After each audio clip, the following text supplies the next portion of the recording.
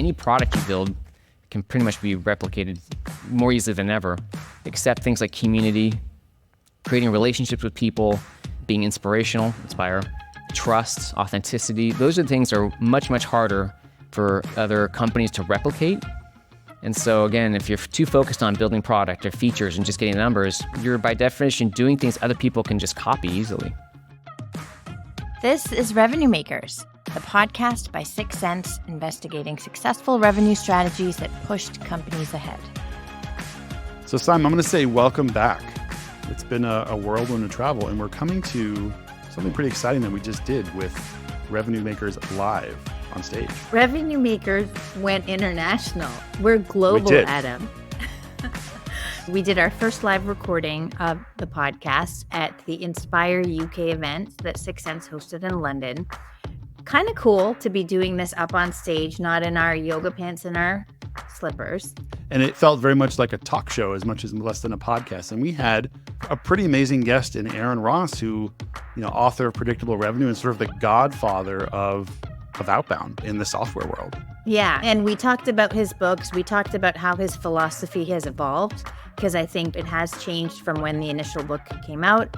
We moved into AI and delved into how to be a great leader. So it's a great episode. And he's really got some great insights on predictable revenue then, predictable revenue now. And I especially like when he talks about the concept of how predictable revenue was less about emails and cold calling, but more about establishing specialization, having your teams that are generating demand, having your teams that respond to it. So it was really a really great conversation. Let's go do it. Shoot you over to London, and everyone can listen in. All right. All right, thank you. Thanks, Aaron. Appreciate you joining us. All the way from Edinburgh. I know, it's a trip. I got to come down to London. I know, it's hard. So we're just going to go. We're going to get right into it. And we're going to go to the elephant in the room. So 6 Sense, no spam, no forms, no cold calls. It's a little bit different than if we go back to sort of the origins of predictable revenue. It's evolved. Things have changed. You yourself have even said that the death of predictable revenue is here, or it's evolving, it's changing. What does that actually mean to you? And what do you think that means going forward? Sure. Well, the book Predictable Revenue came out 2011. All right, so it's been a lifetime, 13 years. Been a while. It would be middle school at this point. And, look, on LinkedIn, I get it. It's a lot more dramatic to say predictable revenue is dead, outbound is dead, X, Y, or Z is dead. Even in my book, the first one said cold calling's dead. I mean, it wasn't really. I was just being dramatic. Nothing ever really dies, right? It evolves. And if you read the book Predictable Revenue, some of you have, some of you haven't, I'm sure, but the fundamental principles are still the same. The tactics change. One of the tactics in the book was sending cold referral emails, right? And that got a 10% response rate and doubled Salesforce.com's enterprise pipeline and revenue growth. Sending cold referral emails sometimes works today, a lot of times doesn't. And what you find is that with AI, whatever the tactic is what's the subject of my newsletter? What's the body of my cold email? What's the paid ad thing? My belief is maybe it worked for 5 years back then, and then it worked for 2 years, and the expiration date of any tactic is going to shorten as AI and just the pace of things continue. So I feel it's a lot more important to understand, go back to first principles, to understand, what are we really trying to accomplish, and the confidence, hey, we can create our own tactics, right? Or the, predictable revenue tactics don't work, but we can come up with our own. And so, for example, predictable revenue, one of the ideas that isn't dead, but is living in new ways, is the idea of specialization. So there's some people who probably remember sales evolved where salespeople did everything, right? They did their own prospecting, did their own selling customers, and maybe managed their own accounts. And one of the big ideas was, wow, break that into different pieces so that you've got prospectors who prospect, inbound lead responders who respond to those, salespeople who close new customers, and this everything after sales is customer success and so on. All right, those jobs may change. Your business may not want or need SDRs or BDRs or XDRs or whatever the lingo is. Maybe it does. But the principle is still people doing fewer things better. When you overload anybody with too many things, marketing, every marketer has too many things to do. You just can't do as many of them well. So that principle is still going to be true today. It's going to be true in as far as I can see. Yeah. So it's understand the principle. How do you apply it to today's situation? That's what people need to go to versus What's the best subject line today? And I think that ties in really nicely to the keynote from this morning around the antidote to more. We have to evolve. We have to specialize. We have to take all of the goodness of the newness that is out there in the AI and the scale, but also make it real and effective for what we're doing. So what is your message for the people who say outbound is dead? Because they say it, by the way, in all caps lock on LinkedIn at least once a week, right? Doom scrolling. Yeah, I mean, look, outbound is not dead. They might believe it and maybe it didn't work for them. It's not for every company. And even in at least the last book, From Impossible to Inevitable, they said, look, outbound is not for everyone, right? And here's some reasons why it may not be for you, but it's very much alive. It has changed. And it's kind of like saying, I'm sure there's lots of groups online that say, eating meat is dead, or others who say, eating plants is dead. Everyone says everything for attention, right? Everyone's trying to sell you on getting followers or a course or some idea. It's like, well, no. Everything can work in this world of infinite choices, because that's where we are. People get overwhelmed, especially executives and parents and executives who are parents. And so it's just like, I can't, my processing power is smaller. And so it's like, yeah, I want the answer.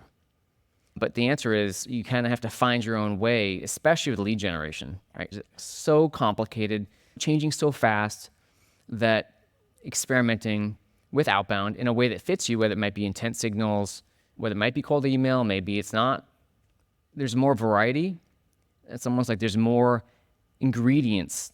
You want to make a cake. There used to be 5 ingredients, egg, flour, sugar, butter. And now there's 500 ingredients. You're like, which ones do I use and how do I do it? And it's like you need to figure out how to make your own process to generate leads, whether it's outbound or inbound or both or even more. It's difficult because it's so confusing. What do I do? We're still going to bake cakes. It's still alive. I mean, people, you can see examples on LinkedIn as well. People make it work every day, but it's not for everybody. So actually realized we just jumped into it, but kind of going back to Simon's keynote about the people and all that. So your story, your personal story, I think is fascinating. Both just talking about the book is now 14 years old. Like what's sort of been the progression before, career progression in your life, and then since? Yeah, well, rather than the antidote to more, I think my story's been more is more. In all facets. In all facets, right? Everyone's like, you have how many kids? So we have 10 children. And there's the before, there's the, before. Did you hear the audible gasp in the room, by the way? The short answer is my 30s, I was like, I need to learn how to be successful. I don't really know the sales thing. I'm going to go get a job in sales to learn, right? And that worked out at Salesforce. And I would say that the main learning there too was I knew I needed to learn sales. I didn't let my ego get in the way of going from, I had founded and been CEO of this venture funded company, which failed. And so I got a job as a starter answering 800 line at Salesforce. Like, I need to learn this, so I'm just going to do it. But I'll figure it out, right? I knew it was important. I'll figure it out. That has worked for me. And then getting married in 2011. It's not a coincidence that I got married in 2011 and the book came out in 2011. I had 2 kids from my wife's first marriage, and she was pregnant very quickly. Like, I have to make money, more money. Published a book, expanded that, and learned a lot about consulting with companies, what works, as well as making money for myself. And also seeing through the 2000s and then 2010s and 2020s, again, what are the transitional tactics that work today but don't tomorrow versus what sticks? And then now, seeing AI come out and the world change, again, it feels like there's a lot of new stuff, but it's not that new. It's like these cycles that come around. There's always some new technology, the internet. Everyone goes crazy with it and makes huge differences. The noise, it's kind of like you make tons of progress at the beginning, but then you don't make progress because the arms race, everyone catches up. That little story with London, downtown traffic years ago, the average mile per hour with horse and buggy was 5 miles an hour, right, in downtown London. And today with Teslas and such, right, the average mile per hour is 5 miles per hour. The more things change, the more they stay the same. Like, that's the kind of the place I am now, is seeing the more the world's changing. Actually, in a lot of ways, it's the same. We're working harder, and it's more confusing and busier, but we're not actually making progress. It doesn't feel that way. How many people feel like you're kind of stuck in place doing a lot of the same stuff, or it's, you're working harder, but you don't feel like you're making a lot of progress? See? A bunch of people. There's a lot of hands that way. It's okay. Yeah, no, a lot of people, most of the room would feel that way. It's just, it's hard to admit that. I think I feel that way, and from especially the last couple of years in marketing and just progress back, reset, progress back, reset. Totally. It's wild. It's only going to get faster, my theory. So 10 kids and how many pets? you have 5 dogs, a cat, and 7 or 8 horses. Not in the same house, right? So there's some. I was actually thinking logistically how that was going to work. Yeah, the horses are at livery. We have 4 older kids in the States. It's still complicated. It's like a big game of Tetris or a 7-sided Rubik's Cube, but yeah. I want to go back to something you said. You said, I got to figure it out. I got to figure it out, right? And that entrepreneurial spirit, that sort of can-do attitude, do you feel like people are born with it or it is cultivated over time? Some people are born with it. I don't think I was. If I look back, I couldn't point to a reason, but it can for sure be cultivated. I mean, like we have 10 children, and it's one of the things we hope to cultivate. Like the whole parenting thing is this other area of like, you have no idea what's working. Just do your best. But yeah, I know this is important. And I think these days, this is one of my top, people ask me advice, like, do what feels right, even when it doesn't make sense. Or if you feel like, I don't know what's going to be successful. I don't know what's going to happen. No, because if you're doing something new that could be creative and get you a breakthrough, you don't know what's going to happen by definition. And that's one of the opportunities now where if you're just looking for things that are proven to work, that's everybody else. You're in that, the red ocean, whether it's email tactics or newsletter tactics. Yeah, there's some things that do continue to work, but when you're not getting the results you want and you're looking for some other proven technique, you're not going to get a big breakthrough like if you say, look, I need to do something new here. I don't know what it is, but I'm going to figure it out. That is almost the only thing that's ever worked.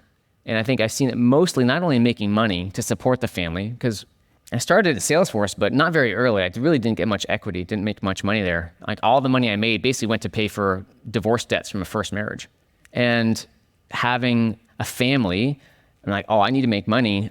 So having kids is what motivated me to make more money. And I made a lot of money with predictable revenue in the business and the books and such. It's never enough. It was hey, let's have kids, let's adopt. Half the kids are adopted. How's it going to work? I don't know. Like, it just feels important. How are we going to pay for it? I don't know. We have to do it. Like, time and time again, that is what has created breakthroughs in creating financial wealth or creating emotional wealth through a family. And it's realizing, hey, does this feel important, but I'm scared to do it, or my team or my boss is scared to do it because I can't prove ROI? Well, again, if you're looking for a breakthrough, you won't be able to prove ROI almost by definition. And it gets easier with practice. Yeah. It's still, they say feel the fear and do it anyway. That never goes away. Yeah, life feels like practice most of the time. Just go back a little bit too. You talked about working harder and staying in place. And sort of like, obviously people relating, I know I can definitely relate to that over time, but why is that? Where does that come from? Like, why is that happening, you think? All right, well, at least from what I've seen, I talk from personal experience. Working harder, at least American culture, and maybe UK-ish, I can't speak the same way. In America, more is better. More money is better. More fame is better. More muscles are better. More businesses, more things on your resume, more. It's like it's not a country of moderation. And so more work is better. It's this whole thing. You got a problem? Work harder. Your teen's not doing well in school? They're not working hard enough. You're not healthy? Well, you're not working hard enough at X, Y. That's like this crazy thing that sometimes it makes sense, but rarely is working harder the answer. And no one in here is not working hard enough. That's not a thing. So it's like, okay, well, you're trying to beat this problem with the wrong stick. So what I found is that working, this is my personal experience, more than like 25 hours a week, I could get more done when I did, but I lost touch with kind of breakthrough ideas. And the breakthrough ideas things aren't things that happen every day or every week or month. They're just there. And so sometimes just thinking different, which is working harder, or just even 40, 50 hours a week, to me still is crazy. And what we're going to is this world with AI, where a lot of that work is often busy work. It's cover your ass work, it's busy work. You know it, you have your bosses in boards you report to. I've been on boards, like, oh my God, this stuff they have so much bullshit. But you have to go through the form. I see people laughing and smiling, right? And you ask your team for a lot of stuff just because out of habit. Prove the ROI, what's the projections, and like you need to justify that. So there's a lot of just habitual work that we don't really need. And it's really hard to break because we're all doing it. So that's one reason. The other reason is that, okay, you get a breakthrough, right? You build this amazing AI tool, provides like live intent data to get your customers, and then 30 other companies do the same thing. right? Because we have this tsunami of not only marketing noise that drowns everyone's messages out, but now copycatting, right? It's getting easier than ever to not only build products, but to copy features of copy products. Again, how do you stay unique? How do you stay relevant? And so I think, again, this idea of a red ocean, I didn't read the book, but the idea is, right, it's very hard to have a breakthrough in some area where we actually have a unique advantage that kind of lifts you above the crowd. So that can be, as a person, I found it's more on like the internal, I don't know, mindset or self-management, like your beliefs and your mindset and how you approach the world is one way to do that. Also, in the individual career-wise, it's like how do you create sometimes a personal brand or a product or something that's different. But right now, reputation, audience, brand, personality is something that is unique to you and can't be replicated by AI. Any product you build can pretty much be replicated more easily than ever. So that's, as a human, as a business, it's hard because no matter what you do to accomplish, except things like community, creating relationships with people, being inspirational, inspire, trust, authenticity, those are the things that are much, much harder for other companies to replicate. And so again, if you're too focused on building product or features and just getting numbers, you're by definition doing things other people can just copy easily. No, and those things never go out of style, right? Again. No, I mean, my belief too is one of the things that will be unique and uncopyable is, again, who you are as a person and continuing to figure out what that means, beliefs, people that you have relationships with, family, friends, work, audiences, right? So, it's like an influencer. You have an audience, like those things you can't just copy. Yeah. And messages, I'm not worried. To me, AI and the whole copycat thing is right now irrelevant to me because I'm doing my own thing. It's not competitive. It could be helpful. It's just different. Yeah. And I think in most tech companies, it's going to be hard to stay in that space. You're going to have to continue to innovate on the product, but innovate too on culture, ideas, relationship creation, and relationship improvement with your audience. If I'm a CEO, my number one thing would be how do I create stronger relationships with my team? Well, my family, my team, friends, my customers, my partners. Because no matter what happens on the tech front, those relationships are, again, you can't copy them, you can't replicate them. And we're all craving those more than ever since COVID and all the remote stuff. Yeah. You didn't even hear the keynote earlier today, and it's like we planned this. Yeah. We talked a lot about assets and building the intangibles and really focusing on that long game. Aaron, as part of your success, you've kind of spoken a little bit about the blessing of ignorance in terms of getting you to where you are. What does that mean? Having a big family, or I think back like how hard it's been over the last 13, 14 years of starting small with 2 kids, and then every year we would have a baby or adopt, and we adopted a newborn baby or a 4-year-old from China with arthroporosis, or 2 teenagers or an 8-year-old, all over. And it's like, again, if I knew how hard it was, would I have done it? Now looking back, it's almost like I'm glad I didn't know how hard it would be through years at a time, and totally worthwhile. And I know a lot of entrepreneurs say if I knew how hard it would be to start that company the first time, especially, it's way harder than you think and can be worth more. But, at Salesforce, jumping into that sales job, and I didn't even know sales. What's a CRM? I didn't know. I knew I needed sales to learn how to build a professional sales organization before I started another company.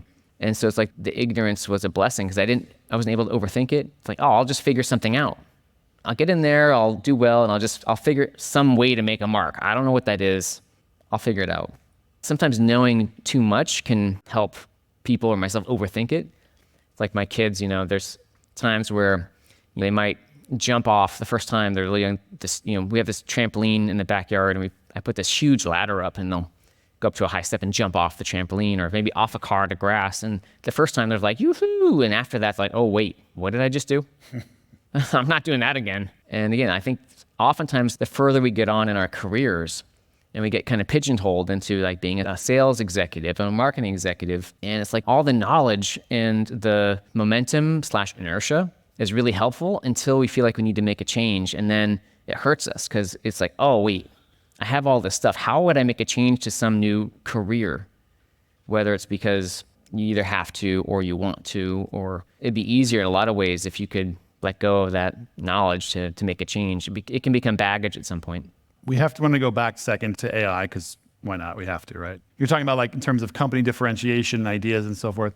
Think about like the impact on the individual. We talked a little bit about, standing out at work and things like that. What do you think in the long run for a person's daily life, right? Outside of thinking big about companies and all, like, what do you think the ultimate impact will be on AI? On balance, I don't think anything that great.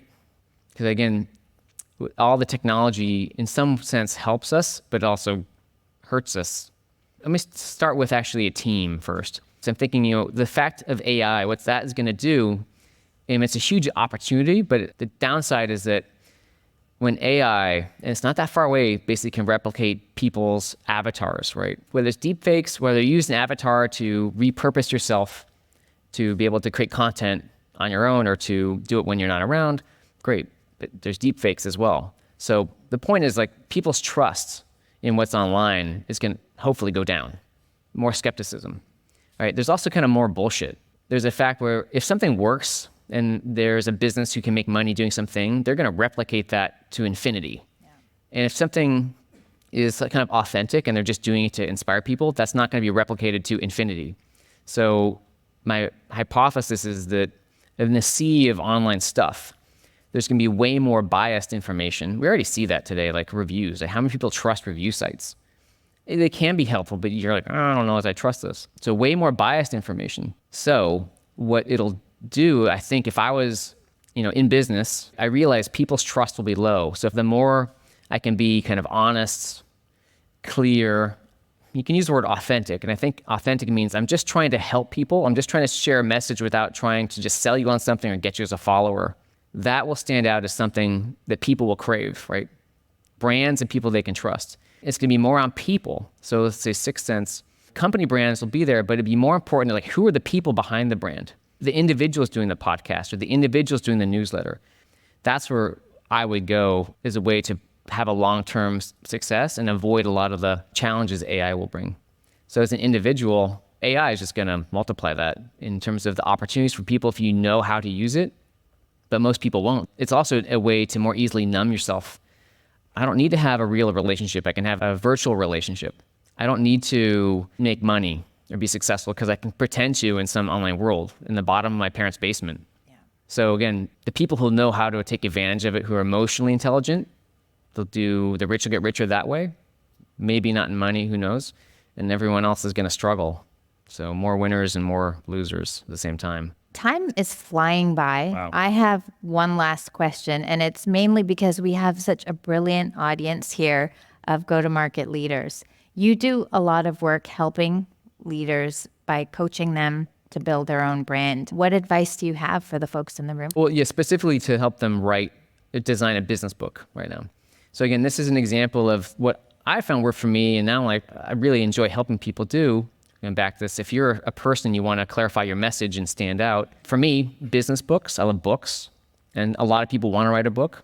Other people, they might be drawn towards videos or some other form of expression, but I'm just going to talk about books because that's what I know. Yeah, just help them. What's your idea? How would it resonate? It's the same thing as a company. Who's the ideal reader? What's their problem, their pain? How are you going to help them solve it? What's the solution?